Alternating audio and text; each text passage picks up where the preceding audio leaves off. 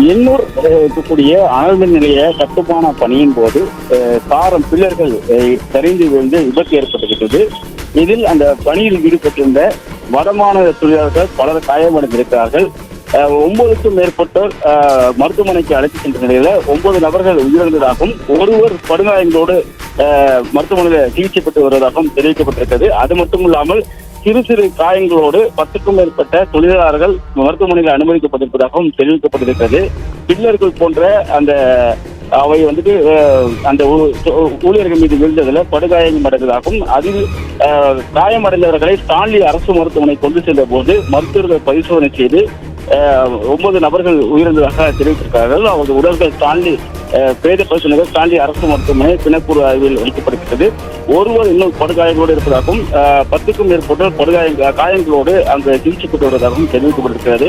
விபத்துக்கான காரணங்கள் குறித்து விசாரணை மேற்கொண்டு வருவதாகவும் தெரிவிக்கப்பட்டிருக்கிறது.